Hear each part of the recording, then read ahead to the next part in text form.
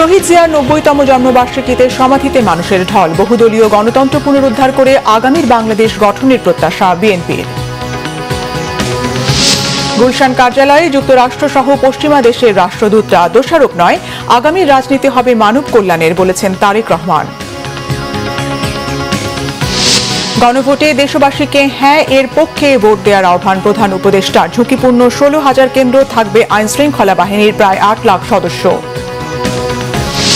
BNP ও ইসির মধ্যে যোগসাজশের অভিযোগ এনসিপির। নির্বাচন ঘিরে কোনো চাপ নেই বললেন কমিশনার আনোয়ারুল। আজও ইসি ঘেরাও ছাত্রদলের। সাকসু নির্বাচনে ৪ সপ্তাহের স্থগিতাদেশ হাইকোর্টের। উত্তাল শাহজালাল বিশ্ববিদ্যালয় শিবিরের দফায় দফায় সড়ক অবরোধ, বিক্ষোভ। দেখছিলেন ক্রাউন সিমেন্ট সংবাদ শিরোনাম। এবার বিস্তারিত। মহান স্বাধীনতার ঘোষক, বাংলাদেশি জাতীয়তাবাদ ও বহুদলীয় গণতন্ত্রের প্রবক্তা শহীদ রাষ্ট্রপতি জিয়াউর রহমানের ৯০তম জন্মবার্ষিকী আজ। শ্রদ্ধা নিবেদনে সকাল থেকে জিয়া উদ্যানে মানুষের ঢল নামে। এ সময় বিএনপি মহাসচিব মির্জা ফখরুল ইসলাম আলমগীর জানান, জিয়াউর রহমানের আদর্শকে প্রতিষ্ঠা করা এবং গণতন্ত্রকে প্রাতিষ্ঠানিক রূপ দিতে শপথ নিয়েছে বিএনপি। এ পর্যন্ত নির্বাচন কমিশন যোগ্যতার সাথে কাজ করছে বলেও মনে করেন তিনি। আর গণতন্ত্র পুনরুদ্ধারে তারেক রহমানের নেতৃত্বে আগামীর বাংলাদেশ গঠনে এদেশের সর্বস্তরের মানুষ কাজ করবে বলে প্রত্যাশা বিএনপি চেয়ারম্যানের উপদেষ্টা আমানুল্লাহ আমানের। মুহিবুল্লাহ মুহিবের রিপোর্টে বিস্তারিত। মহান স্বাধীনতার ঘোষক, বিএনপির প্রতিষ্ঠাতা শহীদ রাষ্ট্রপতি জিয়াউর রহমান বীরোত্তমের ৯০তম জন্মবার্ষিকী উপলক্ষে তার প্রতি শ্রদ্ধা জানাতে শেরেবাংলা নগরে ঢল নামে বিএনপির অঙ্গ ও সহযোগী সংগঠন সহ নানা শ্রেণী পেশার মানুষের। জিয়াউর রহমানের জন্মবার্ষিকী এমন এক প্রেক্ষাপটে পালিত হচ্ছে যখন তার সহধর্মিনী বেগম খালেদা জিয়ার মৃত্যুর শোক এখনো কাটিয়ে উঠতে পারেনি নেতাকর্মীরা। সকালে দলের স্থায়ী কমিটির সদস্য সহ সিনিয়র নেতাদের নিয়ে শহীদ রাষ্ট্রপতি জিয়াউর রহমানের মাজারে ফুলেল শ্রদ্ধা জানান বিএনপির মহাসচিব মির্জা ফখরুল ইসলাম আলমগীর। এ সময় শহীদ জিয়াউর রহমান এবং বেগম খালেদা জিয়ার আত্মার মাগফিরাত, দেশ ও জাতির সমৃদ্ধি কামনায় দোয়া মোনাজাত করা হয়। পরে বিএনপির মহাসচিব মির্জা ফখরুল ইসলাম আলমগীর আশা প্রকাশ করেন, আগামীতে নির্বাচন কমিশন যোগ্যতার সাথে নির্বাচন পরিচালনা করবে। ফেব্রুয়ারি মাসে ১২ তারিখে নির্বাচন ঘোষিত হয়েছে। একটা ছাত্র গণতার অভ্যুত্থানের মধ্য দিয়ে যখন ফ্যাসিস্ট হাসিনা পালিয়ে গেছে, তখন আবার নতুন করে একটা ধ্বংসপ্রাপ্ত অর্থনীতির বাংলাদেশকে গড়ে তোলার জন্য, গণতন্ত্রকে প্রাতিষ্ঠানিক রূপ দেওয়ার জন্য আমরা আজকে এখানে শপথ নিয়েছি এবং এই শপথের মধ্য দিয়ে বাংলাদেশ জাতীয়তাবাদী দল ও সমস্ত অঙ্গ সংগঠন বাংলাদেশে শহীদ জিয়ার যে আদর্শ, সে আদর্শকে এখানে বাস্তবায়িত করবে, এই শপথ আমরা আজকে এখানে নিয়েছি। জিয়াউর রহমানের মাজারে শ্রদ্ধা জানায় ছাত্রদল, যুবদল, স্বেচ্ছাসেবক দল, কৃষক দল, তাঁতি দলের নেতাকর্মীরাও। এ সময় বিএনপির চেয়ারপারসনের উপদেষ্টা আমানুল্লাহ আমান বলেন, তারেক রহমানের হাত ধরেই দেশে ফিরে আসবে কাঙ্ক্ষিত গণতন্ত্র। শহীদ রাষ্ট্রপতি জিয়াউর রহমানের জন্মদিনে আমরা বলতে চাই, আগামী দিনে গণতন্ত্র প্রতিষ্ঠার জন্য বিএনপির চেয়ারম্যান জনাব তারেক রহমান জনগণকে যে ভোটের অধিকার ফিরিয়ে দিয়েছেন, সে জনগণের ভোটের অধিকার প্রতিষ্ঠার মধ্য দিয়ে বাংলাদেশে আবার গণতন্ত্র প্রতিষ্ঠা হবে এবং দেশ সামনের দিকে এগিয়ে যাবে। জিয়াউর রহমানের জন্মবার্ষিকীতে কুরআন তেলাওয়াত, মেডিকেল ক্যাম্প ও রক্তদান কর্মসূচি পালিত হয় জিয়া উদ্যানে। Muhibullah Muhib, Bangla Vision, Dhaka. BNP chairman Tarique রহমানের সঙ্গে বৈঠক করেছেন বাংলাদেশে নিযুক্ত মার্কিন রাষ্ট্রদূত ব্রেন্ট ক্রিস্টেনসেন। সোমবার বিকেলে তারেক রহমানের সঙ্গে বৈঠক করতে বিএনপি চেয়ারম্যানের গুলশান কার্যালয়ে যান তিনি। বৈঠকে উপস্থিত ছিলেন বিএনপি মহাসচিব মির্জা ফখরুল ইসলাম আলমগীর, স্থায়ী কমিটির সদস্য আমির খসরু মাহমুদ চৌধুরী, বিএনপি চেয়ারম্যানের ফরেন অ্যাফেয়ার্স অ্যাডভাইজারি কমিটির সদস্য হুমায়ুন কবির, বিএনপি চেয়ারম্যানের উপদেষ্টা কাউন্সিল সদস্য ডক্টর মাহাদি আমিন ও বিএনপি চেয়ারম্যানের প্রেস সচিব সালেহ শিবলি। এছাড়াও ঢাকাস্থ মার্কিন দূতাবাসের কর্মকর্তারা বৈঠকে উপস্থিত ছিলেন। এর আগে তারেক রহমানের সঙ্গে সাক্ষাৎ করেন বাংলাদেশে নিযুক্ত কানাডার হাইকমিশনার অজিত সিং। বেলা 11:30টায় গুলশানে বিএনপি চেয়ারম্যানের অফিসে তারেক রহমানের সঙ্গে সাক্ষাৎ করেন অজিত সিং। এ সময় দুই দেশের পারস্পরিক স্বার্থ সংশ্লিষ্ট বিষয়ে আগামী দিনে সম্পর্কে আরও জোরদার, ত্রয়োদশ জাতীয় সংসদ নির্বাচন সহ নানা বিভিন্ন বিষয় নিয়ে আলোচনা হয়।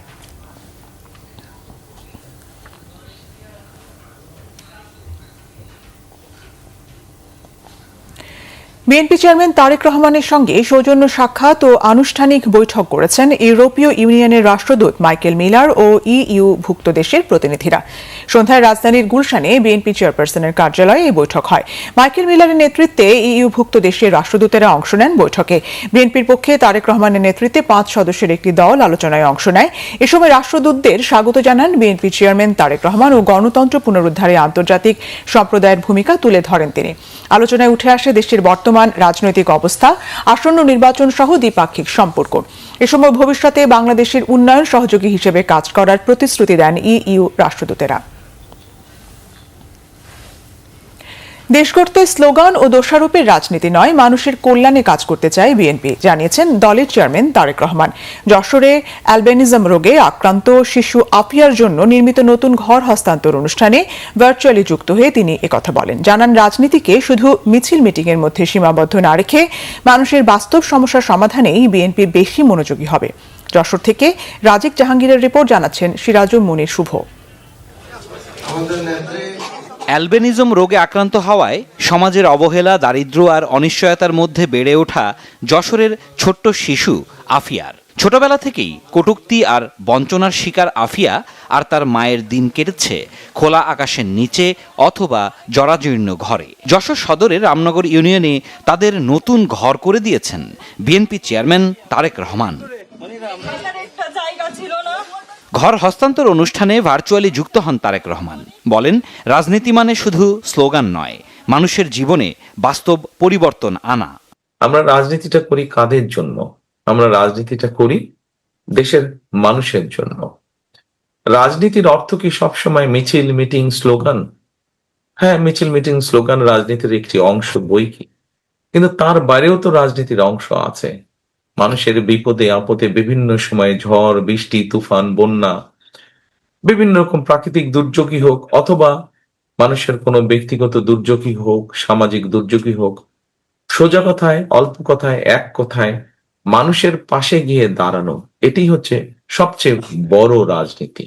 গ্রামীণ জনগোষ্ঠীর ক্ষমতায়ন, স্বাস্থ্যসেবা ও কৃষি উন্নয়নের পরিকল্পনাও তুলে ধরেন তিনি। যারা বাস করে কম বেশি সেই মানুষগুলো কৃষি কাজের সাথে জড়িত। আজকে কৃষক যদি ভালো থাকে, কৃষক যদি তার পণ্যের উৎপাদিত পণ্যের ন্যায্য মূল্য পায়, তাহলে সামগ্রিকভাবে দেশ ভালো থাকবে। কৃষক যদি উৎপাদন বাড়াতে সক্ষম হয়, তাহলে দেশের বাকি মানুষ স্বল্প মূল্যে, ন্যায্য মূল্যে কৃষি উৎপাদিত পণ্যগুলো তারা পাবে। এবং সেই জন্যই কিন্তু কৃষকের পাশে এসে দাঁড়ানোর জন্য, কৃষককে সহযোগিতা করার জন্য, কৃষককে ভালোভাবে সহযোগিতা করার জন্য আমরা সেই জন্য কৃষি কার্ডের মতন একটি প্রকল্প হাতে নিয়েছি, যে আমরা দেশের মানুষের সমর্থন নিয়ে সরকার গঠনে সক্ষম হলে কৃষকদের পাশে দাঁড়াবো। নতুন ঘর পেয়ে আবেগাপ্লুত হয়ে পড়েন আফিয়ার মা মনিরা খাতুন। ভালো লাগছে যে আমি ঘরটা পেয়েছি, আমার থাকার ঘর ছিল না, আমি ঘরটা পেয়ে অনেক খুশি হয়েছি। তারেক রহমান ভাইকে অনেক ধন্যবাদ। স্থানীয় বাসিন্দারা বলছেন, এই উদ্যোগ শুধু একটি ঘর নয়, একটি পরিবারের মর্যাদা আর নিরাপত্তার প্রতীক। একটা ঘর ছিল, তা সে বেড়া মেড়া ভাঙা, রাতে থাকতে পারতো না, যে চাচা বাড়ি থাকতো আফিয়ার মা। এখন এইটা তারেক জিয়া দেখে ভিডিওর মাধ্যমে, দেখার পরে তারেক জিয়া এই ঘরটা তৈরি করে দিয়েছেন। এদের আছে ঘর ছিল না, এদের আছে ঘর করে দিয়েছে তারেক রহমান, তাতে আমরা খুশি। ঘর দিয়ে ভীষণ খুশি হয়েছি আমরা, এদের থাকতে দিয়েছেন, আমরা ভীষণ খুশি হয়েছি। নতুন ঘর মানেই নতুন করে বাঁচার সাহস, তাই ছোট্ট আফিয়ার চোখে মুখে আজ নতুন স্বপ্ন, নতুন উদ্যমে এগিয়ে যাওয়ার প্রত্যাশা। সিরাজুল মুনির শুভ, বাংলা ভিশন, নিউজ ডেস্ক। গণভোটে হ্যাঁ ভোটের পক্ষে প্রচারণার অংশ হিসেবে জাতির উদ্দেশ্যে ভাষণ দিয়েছেন প্রধান উপদেষ্টা ডক্টর মোহাম্মদ ইউনূস। সন্ধ্যা 6:30টায় তার এই ভাষণে তিনি বলেন, হ্যাঁ ভোট দিলে শোষণ ও নিপীড়ন থেকে মুক্তি হবে, নতুন বাংলাদেশ গড়ার দরজা খুলে যাবে। দেশবাসীকে হ্যাঁ ভোট দেওয়ার আহ্বান জানান প্রধান উপদেষ্টা। ভোটে আপনি হ্যাঁ ভোট দিলে বৈষম্য, শোষণ আর নিপীড়ন থেকে মুক্ত হবে বাংলাদেশ। গণভোটে হ্যাঁ ভোট মানে তত্ত্বাবধায়ক সরকার ও নির্বাচন কমিশন গঠনে সরকার ও বিরোধী দল একসঙ্গে কাজ করবে। সরকার ইচ্ছামতো সংবিধান পরিবর্তন করতে পারবে না। গুরুত্বপূর্ণ পরিবর্তনের জন্য জনগণের সম্মতি নিতে হবে। এতে আরও বলা আছে, বিরোধী দল থেকে ডেপুটি স্পিকার ও সংসদের গুরুত্বপূর্ণ কমিটির সভাপতিরা নির্বাচিত হবেন। একজন ব্যক্তি সর্বোচ্চ 10 বছরের বেশি প্রধানমন্ত্রী থাকতে পারবেন না। বিচার ব্যবস্থা স্বাধীনভাবে কাজ করবে। সংসদে নারীদের প্রতিনিধিত্ব বাড়বে। ক্ষমতার ভারসাম্য রক্ষায় পার্লামেন্টে একটি উচ্চ কক্ষ গঠিত হবে। আপনার মৌলিক অধিকার আরও সুরক্ষিত হবে। রাষ্ট্রভাষা বাংলার পাশাপাশি অন্যান্য জাতিগোষ্ঠীর ভাষাও সাংবিধানিকভাবে স্বীকৃতি পাবে। দণ্ডপ্রাপ্ত অপরাধীকে রাষ্ট্রপতি ইচ্ছামতো ক্ষমা করতে পারবেন না। সব ক্ষমতা একজন প্রধানমন্ত্রীর হাতে থাকবে না। হেঁতে সিল দিলে নতুন বাংলাদেশ গড়ার দরজা খুলে যাবে। আগামী জাতীয় নির্বাচন সুষ্ঠু ও শান্তিপূর্ণ করতে সামরিক বাহিনীর সদস্য সহ আইনশৃঙ্খলা বাহিনীর প্রায় 9 লাখ সদস্য মোতায়েন থাকবে। 2 পর্বে আইনশৃঙ্খলা বাহিনী কাজ করবে বলে জানান স্বরাষ্ট্র উপদেষ্টা অবসরপ্রাপ্ত লেফটেন্যান্ট জেনারেল জাহাঙ্গীর আলম চৌধুরী। সচিবালয় আইনশৃঙ্খলা বিষয়ক উপদেষ্টা কমিটির বৈঠক শেষে তিনি বলেন, 16,000 ঝুঁকিপূর্ণ কেন্দ্রে বিশেষ ব্যবস্থা নেওয়া হবে। ভোট কেন্দ্রে 25,000 বডি ক্যামেরার পাশাপাশি প্রথমবারের মতো ব্যবহার করা হবে ড্রোন। রিপোর্ট রিশান আসরুল্লাহ। নির্বাচনের দিনক্ষণ ঘোষণার পর থেকেই আইন শৃঙ্খলা পরিস্থিতি নিয়ন্ত্রণে চ্যালেঞ্জের মুখে অন্তর্বর্তী সরকার। নির্বাচনে অংশ নিতে আগ্রহী প্রার্থীর নিহত হওয়া, অবৈধ ও খোয়া যাওয়া অস্ত্র উদ্ধারে তেমন সফলতা দেখাতে পারেনি আইন শৃঙ্খলা বাহিনী। তাই নির্বাচনকালীন নিরাপত্তা নিয়ে শঙ্কা রাজনৈতিক দলগুলোর। দেশের সার্বিক পরিস্থিতি নিয়ে সোমবার সচিবালয়ে বৈঠক করে আইন শৃঙ্খলা বিষয়ক উপদেষ্টা কমিটি। পরে স্বরাষ্ট্র উপদেষ্টা জানান, ভোট কেন্দ্র ভিত্তিক নিরাপত্তা নিশ্চিতের পাশাপাশি মোবাইল ও স্ট্রাইকিং ফোর্স থাকবে। ত্রয়োদশ জাতীয় সংসদ নির্বাচন অবাধ, সুষ্ঠু, শান্তিপূর্ণ, নিরপেক্ষভাবে এবং উৎসবমুখর পরিবেশে অনুষ্ঠানের লক্ষ্যে শান্তি শৃঙ্খলা রক্ষায় police, border guard Bangladesh, Ansar, VDP, coast guard সহ স্থানীয় বেসামরিক প্রশাসনকে সহায়তা দিতে in aid to civil power আওতায় সশস্ত্র বাহিনী সদস্যদের মোতায়েন থাকবে। প্রথম পর্বে চলমান যারা মোতায়েন রয়েছে তারাও বলবৎ থাকবে। দ্বিতীয় পর্বে ভোট কেন্দ্রিক মোতায়েন, সেখানে আইনশৃঙ্খলা রক্ষা বাহিনীর সদস্যরা 8 থেকে 14 ফেব্রুয়ারি পর্যন্ত মোট 7 দিন দায়িত্ব পালন করবেন। সর্বমোট 8,97,117 জন আইন শৃঙ্খলা বাহিনীর সদস্য মোতায়েন করা হবে। ব্রিফিংয়ে স্বরাষ্ট্র উপদেষ্টা জানান, 42,000-এর বেশি ভোট কেন্দ্রের মধ্যে প্রায় 17,000 ঝুঁকিপূর্ণ।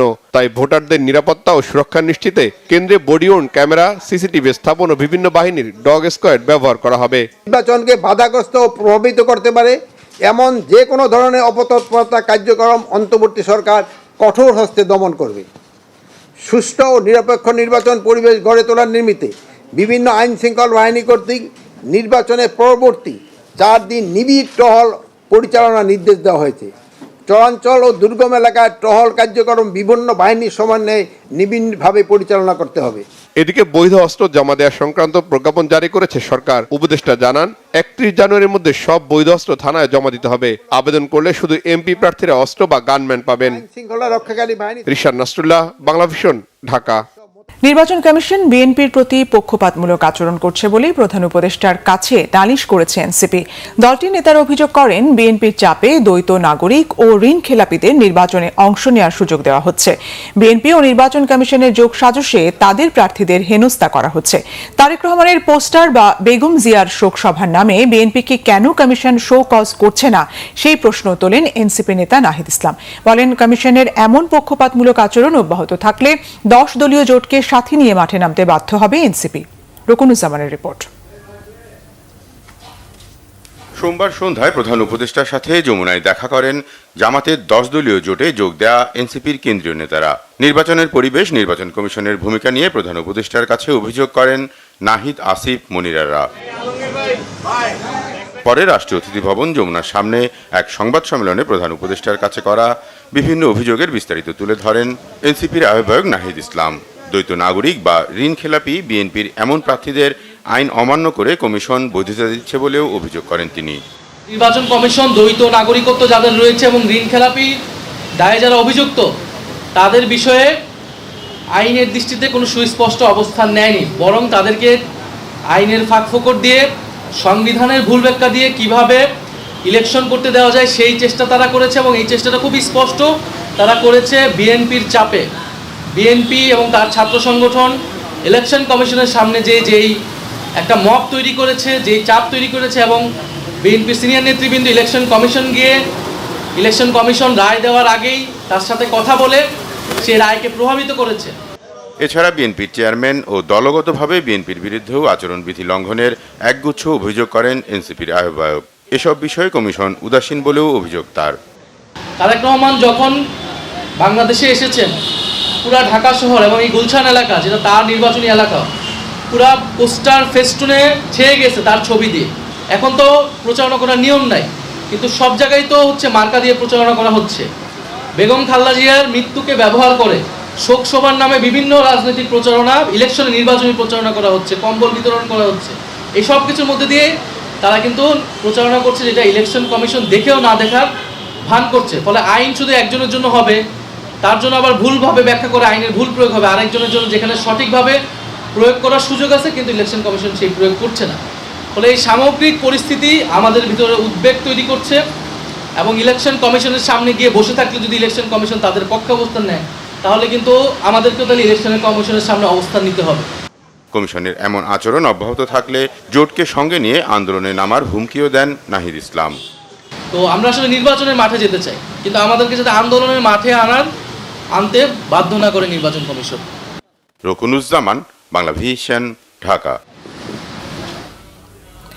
12 ফেব্রুয়ারি নির্বাচনকে ঘিরে ইসি কোনো রাজনৈতিক চাপে নেই বলেছেন কমিশনার আনোয়ারুল ইসলাম। এদিকে সোমবার নির্বাচনের দ্বিতীয় রোডম্যাপের খসড়া গেজেটও প্রকাশ করেছে ইসি। অন্যদিকে দ্বিতীয় দিনের মতো নির্বাচন কমিশনের সামনে অবস্থান কর্মসূচি পালন করেছে ছাত্রদল। রাত পর্যন্ত সেখানে অবস্থানের ঘোষণা থাকলেও সন্ধ্যার কিছুক্ষণ আগে কর্মসূচি স্থগিত করে তারা। রিপোর্ট ওমর ফারুকের। গণতান্ত্রিক অগ্রযাত্রায় বহুল কাঙ্ক্ষিত ত্রয়োদশ জাতীয় সংসদ নির্বাচনের আর বাকি এক মাসেরও কম সময়। এরই মধ্যে অংশগ্রহণমূলক সফল নির্বাচনের বিশাল কর্মযজ্ঞে ব্যস্ত ইসি, যার ধারাবাহিকতায় জাতীয় সংসদ নির্বাচন ও গণভোট 2026 উপলক্ষে রিটার্নিং অফিসারদের কাছ থেকে প্রাপ্ত পোস্টাল ব্যালটের ভোট গণনায় 300 জন প্রিজাইডিং অফিসারের প্রশিক্ষণও শেষ হয়েছে। নির্বাচনের দ্বিতীয় রোডম্যাপের গেজেটও প্রকাশ করা হয়েছে।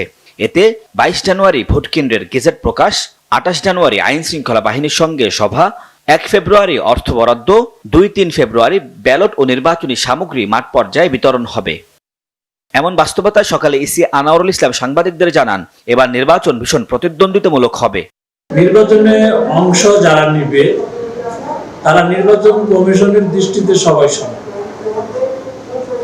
এবং একটা ভালো দিক লক্ষণীয় যে সবাই আসতেছে নির্বাচন কমিশনে, তাদের অভিযোগ, অনুযোগ, পরামর্শ এগুলো দিচ্ছে।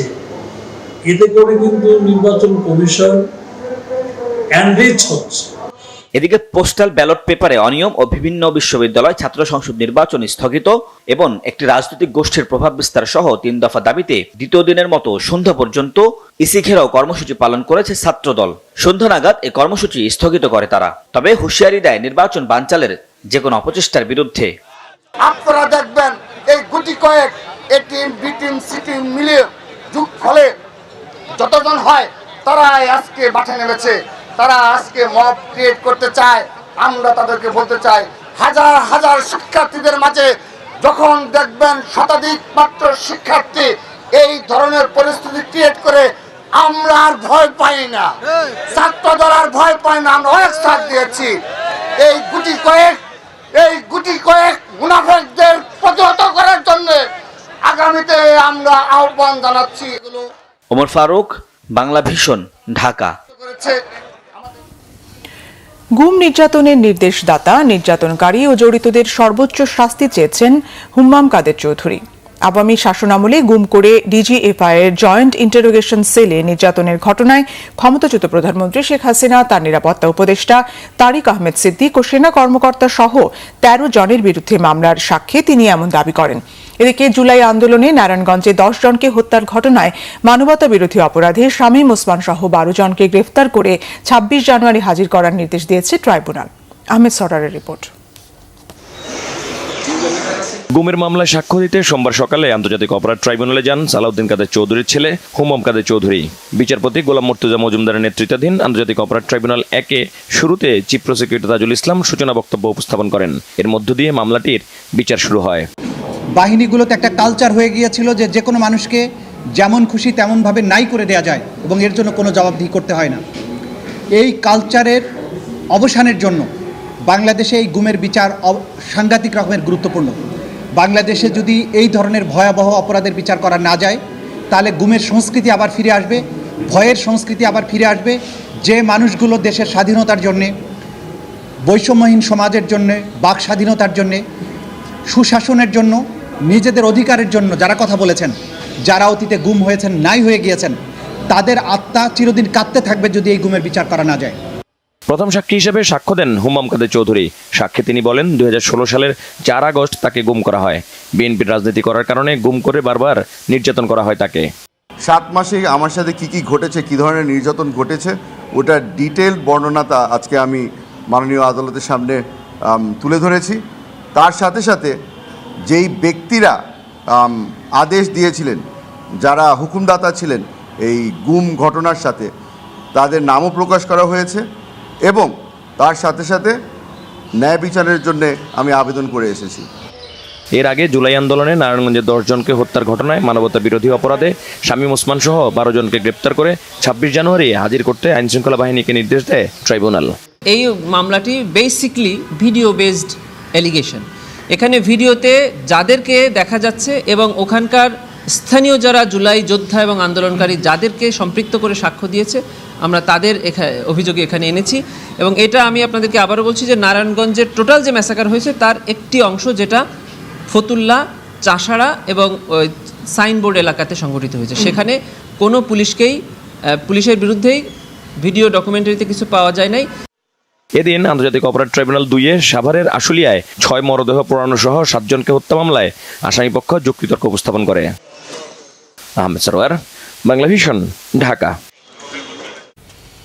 সিলেটের শাহজালাল বিজ্ঞান ও প্রযুক্তি বিশ্ববিদ্যালয়ের কেন্দ্রীয় ছাত্র সংসদ, সাকসু ও হল সংসদ নির্বাচন 4 সপ্তাহের জন্য স্থগিত করেছে হাইকোর্ট। 4 সপ্তাহ পর জাতীয় নির্বাচন হয়ে গেলে সাকসু নির্বাচনে কোনো বাধা নেই বলে জানিয়েছে হাইকোর্ট। এদিকে সাকসু নির্বাচনের দাবিতে সিলেট সুনামগঞ্জ সড়ক 2 দফা অবরোধ করে বিক্ষোভ করেছে ছাত্র শিবির প্যানেলের সমর্থক শিক্ষার্থীরা। দিনভর বিক্ষোভ, প্রশাসনিক ভবনে তালা, সড়ক অবরোধ আর নির্বাচন কমিশনারদের পদত্যাগে উত্তাল ছিল সাবিপ্রবি। সিলেট প্রতিনিধি দীপু সিদ্দিকীর পাঠানো রিপোর্টে দেখুন বিস্তারিত। সোমবার দুপুরে বিচারপতি ফাহমিদা কাদের ও বিচারপতি মোহাম্মদ আসিফ হাসানের বেঞ্চ এক রিটের শুনানি শেষে সাকসু ও হল সংসদ নির্বাচন 4 সপ্তাহের জন্য স্থগিতের আদেশ দেয়। ম্যাডাম জাস্টিস ফাহমিদা কাদের এবং মিস্টার জাস্টিস আসিফ হাসান ওনাদের সমন্বয়ে গঠিত মহামান্য হাইকোর্ট বিভাগের দ্বৈত বেঞ্চ আজকে রুল জারি করেছে এবং একটা স্থগিতাদেশ দিয়েছে যে 4 সপ্তাহের মধ্যে শাহজালাল ইউনিভার্সিটির ছাত্র সংসদ নির্বাচন এবং হল ইউনিয়ন নির্বাচন হতে পারবেন না। 4 সপ্তাহ পর যখন জাতীয় নির্বাচন হয়ে যাবে তখন ওনাদের নির্বাচন হতে পারে, এটাতে কোনো ধরনের বাধা নেই। সোমবার সকাল থেকেই ক্যাম্পাসে বিক্ষোভ করছিল ছাত্র শিবির প্যানেল সমর্থিত শিক্ষার্থীরা। নির্বাচন স্থগিতের খবর ছড়িয়ে পড়তেই ক্যাম্পাস উত্তপ্ত হয়ে ওঠে। আদালতের স্থগিতাদেশ প্রত্যাখ্যান করেন তারা। শিক্ষার্থীরা প্রশাসনিক ভবনে তালা দিয়ে দুপুর 2:15টার দিকে সিলেট সুনামগঞ্জ সড়ক অবরোধ করে। এ সময় প্রায় 1 ঘন্টা যান চলাচল বন্ধ থাকে।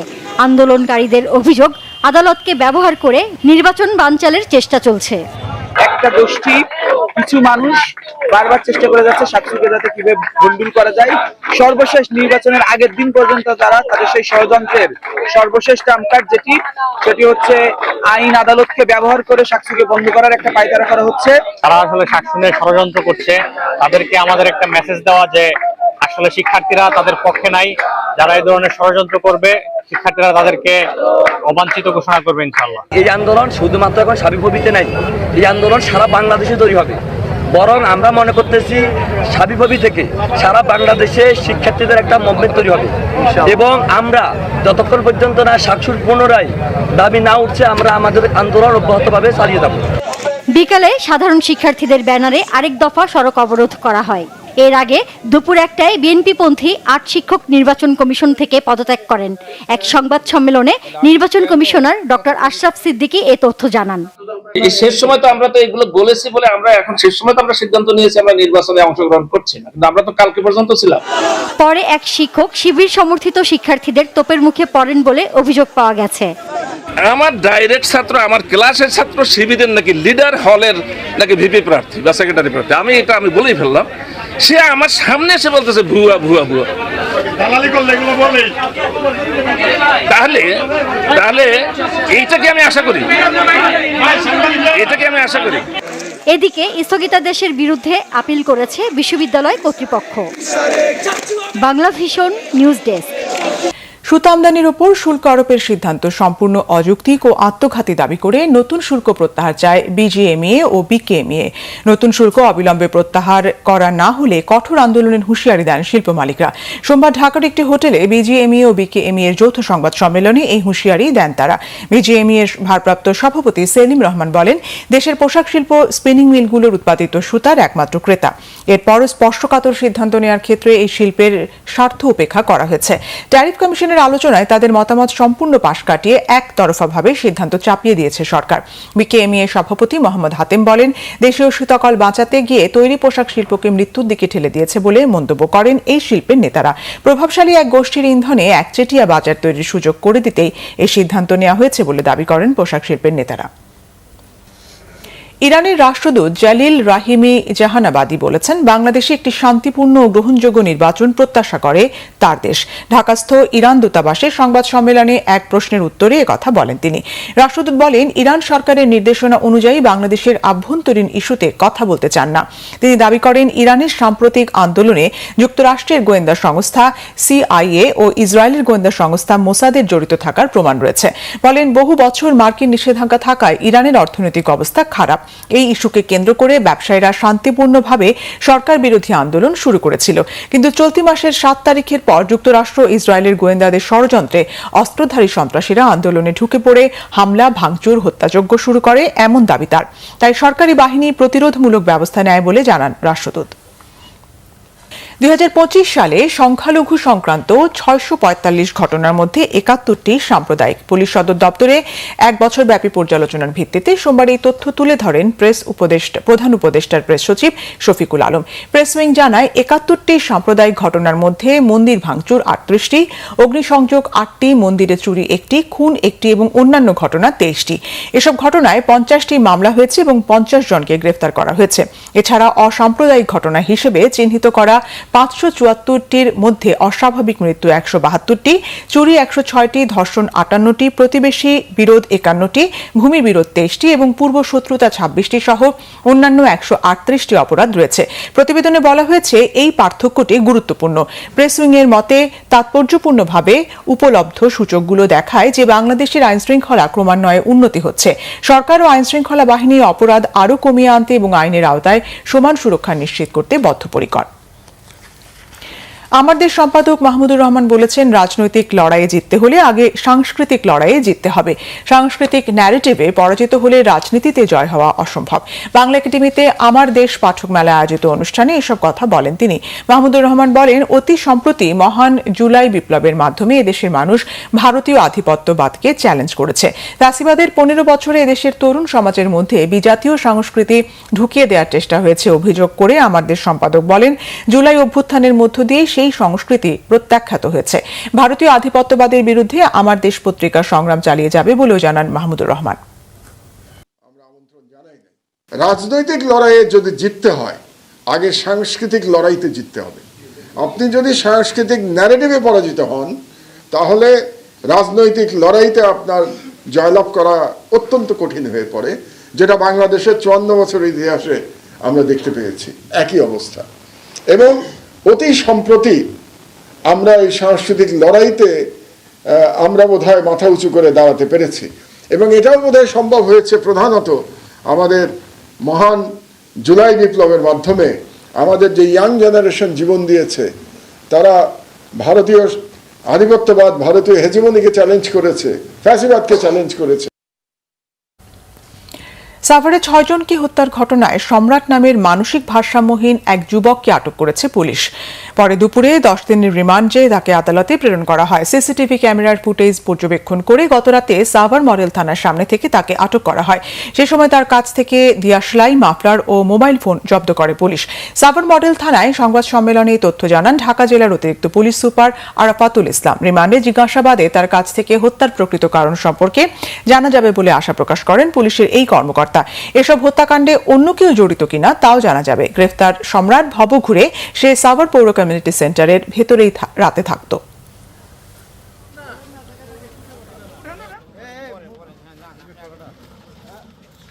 জিজ্ঞাসাবাদের এক পর্যায়ে এসে আমাদের কাছে প্রাথমিকভাবে স্বীকার করে যে না, এই 6টি ঘটনার সাথেই সম্রাট মশিউর রহমান খান ওরফে সম্রাট নিজে এটার সাথে জড়িত আছে বলে আমাদের কাছে প্রাথমিকভাবে সে স্বীকার করে। আমরা তাকে ইতিমধ্যে বিজ্ঞ আদালতে আমরা প্রেরণ করেছি। দেশের নাম্বার 1 এয়ার কন্ডিশনার ব্র্যান্ড ওয়ালটনের সঙ্গে চুক্তিবদ্ধ হলেন জাতীয় দলের নাম্বার 1 তারকা পেসার তাসকিন আহমেদ। এখন থেকে তিনি ফেস অব ওয়ালটন এসি হিসেবে কাজ করবেন। বাংলাদেশের ক্রীড়াঙ্গনের অত্যন্ত পরিচিত ব্র্যান্ড ওয়ালটনের সঙ্গে যুক্ত হতে পেরে উচ্ছ্বসিত তাসকিন আহমেদ। রবিবার বসুন্ধরায় ওয়ালটন কর্পোরেট অফিসে আয়োজিত অনুষ্ঠানে ওয়ালটন এসির সঙ্গে চুক্তি সই করেন তাসকিন আহমেদ। চুক্তিতে ওয়ালটনের পক্ষে সই করেন সিনিয়র এক্সিকিউটিভ ডিরেক্টর ও জনপ্রিয় চিত্রনায়ক আমিন খান। অনুষ্ঠানে উপস্থিত ছিলেন ওয়ালটন হাইটেক ইন্ডাস্ট্রিজ পিএলসির additional managing director Nazrul Islam Sarkar, Walton এসির chief business officer Mohammad Tanvir Rahman, senior executive director Mohammad Firoz Alam, Abdullah Al Mamun, Mohammad Shahjalal Hossain Limon সহ ওয়ালটনের ঊর্ধ্বতন কর্মকর্তারা।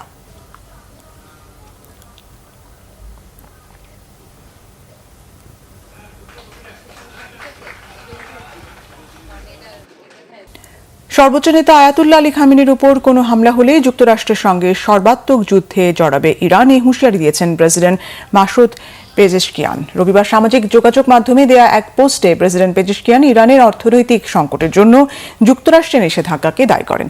এমনকি ইরানে নতুন নেতৃত্ব নিয়ে মার্কিন প্রেসিডেন্টের আহ্বান নাকচ করে দিয়েছে খামেনি সরকার। শেষ পর্যন্ত ডোনাল্ড ট্রাম্পের হুমকির মধ্যে টিকতে পারবেন আয়াতুল্লাহ আলী খামেনি? শহীদ আরাফাতের ডেস্ক রিপোর্ট। ইরানের সর্বোচ্চ নেতা আয়াতুল্লাহ আলী খামেনিকে নিয়ে যুক্তরাষ্ট্রের সকল ষড়যন্ত্র রুখে দিতে প্রস্তুত তেহরান। খামেনির উপর হামলা বা আঘাত এলে যুক্তরাষ্ট্রের সাথে সর্বাত্মক যুদ্ধে জড়ানোর হুঁশিয়ারি দিয়েছেন ইরানের প্রেসিডেন্ট মাসুদ পেজেশকিয়ান। খামেনি সরকারের সময় ফুরিয়ে এসেছে। মার্কিন প্রেসিডেন্ট ডোনাল্ড ট্রাম্পের এই মন্তব্যের প্রতিক্রিয়ায় ইরানের প্রেসিডেন্ট এই হুঁশিয়ারি দেন। রবিবার সামাজিক যোগাযোগ মাধ্যমে দেয়া পোস্টে প্রেসিডেন্ট পেজেশকিয়ান লেখেন, অর্থনৈতিক সংকটে ইরানের বাসিন্দারা কঠিন পরিস্থিতির মধ্য দিয়ে যাচ্ছে, আর এই পরিস্থিতির জন্য যুক্তরাষ্ট্র ও তার মিত্রদের দেয়া নিষেধাজ্ঞাকে দায়ী করেন ইরানের প্রেসিডেন্ট। ইরানের নেতৃত্ব পরিবর্তনে ডোনাল্ড ট্রাম্পের ডাকে একাত্মতা প্রকাশ করেছেন টেক্সাসের সিনেটর টেড ক্রুজ। রবিবার ফক্স নিউজকে দেয়া এক সাক্ষাৎকারে মার্কিন সিনেটর বলেন, ইরানের সরকার পরিবর্তনে প্রেসিডেন্ট ট্রাম্পের সব ধরনের পদক্ষেপ নেওয়া উচিত। ইরানের সর্বোচ্চ নেতা আয়াতুল্লাহ আলী খামেনির সরকারি অফিস যুক্তরাষ্ট্রের এই আহ্বানকে নাকচ করে দিয়েছে। ডোনাল্ড ট্রাম্প নিজের অপরাধ ঢাকতে অন্যকে সরানোর ষড়যন্ত্রে লিপ্ত বলে জানায় খামেনির অফিস। এদিকে ইরানের অভ্যন্তরীণ বিষয়ে যুক্তরাষ্ট্রকে মাথা না ঘামানোর পরামর্শ দিয়েছেন পররাষ্ট্র মন্ত্রণালয়ের মুখপাত্র ইসমাইল বাঘাই। যুক্তরাষ্ট্র ও ইরানের মধ্যে অস্থিতিশীল পরিস্থিতির জন্য ট্রাম্পের দিকে অভিযোগের আঙুল তুলেন তিনি। বলেন, যুক্তরাষ্ট্র সংঘাত বাঁধিয়ে সুযোগ নেওয়ার চেষ্টা করছে। যুক্তরাষ্ট্রের সমস্ত চেষ্টা ব্যর্থতায় পরিণত হয়েছে বলেও মন্তব্য করেন ইরানের এই মুখপাত্র। এদিকে যুক্তরাষ্ট্রের হামলার ভয়ে ইরানের অভ্যন্তরে থমথমে পরিস্থিতি বিরাজ করছে। সাম্প্রতিক বিক্ষোভ পরিস্থিতি নিয়ন্ত্রণে এলেও সাধারণ মানুষ প্রয়োজন ছাড়া বাইরে যাচ্ছে না। বাণিজ্যিক কার্যকলাপও অনেকটা কমে এসেছে। Shahid Arafat, Bangla vision, news desk.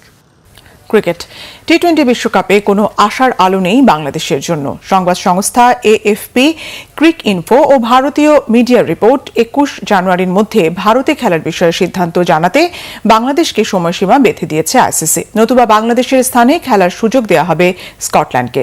শনিবার ঢাকায় আইসিসির সঙ্গে গুরুত্বপূর্ণ মিটিং করেছে বিসিবির শীর্ষ কর্মকর্তারা।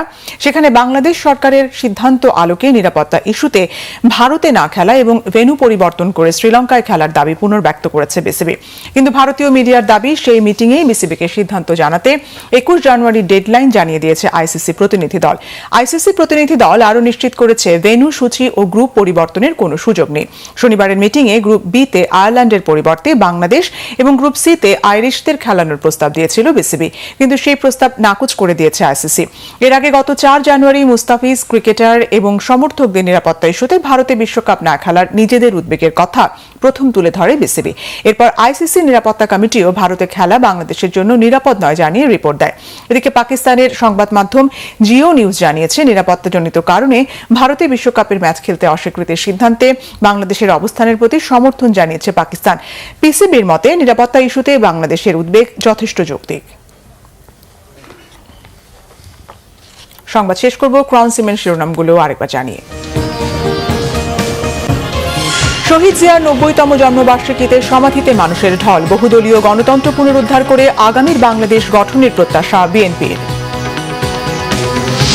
গুলশান কার্যালয়ে যুক্তরাষ্ট্র সহ পশ্চিমা দেশের রাষ্ট্রদূতরা দোষারোপ নয়, আগামী রাজনীতি হবে মানব কল্যাণের, বলেছেন তারেক রহমান।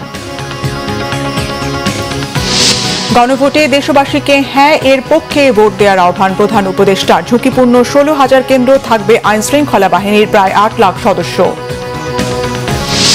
বিএনপি ও ইসির মধ্যে যোগসাজশের অভিযোগ এনসিপির। নির্বাচন ঘিরে কোনো চাপ নেই বললেন কমিশনার আনোয়ারুল। আজও ইসি ঘেরাও ছাত্র দলের। সাকসু নির্বাচনে 4 সপ্তাহের স্থগিতাদেশ হাইকোর্টের। উত্তাল শাহজালাল বিশ্ববিদ্যালয় শিবিরের দফায় দফায় সড়ক অবরোধ, বিক্ষোভ। এই ছিল এখনকার মতো। পরের সংবাদ রাত 10:30টায়। এর আগে 9টায় রয়েছে নিউজ 20, দেখার আমন্ত্রণ রইল। এছাড়া বাংলাভিশন সংবাদ ও সংবাদ সংশ্লিষ্ট অনুষ্ঠান দেখতে ভিজিট করুন www.bvnews24.com ও facebook.com/banglavishannews এবং সাবস্ক্রাইব করুন youtube.com/banglavishannews। ধন্যবাদ।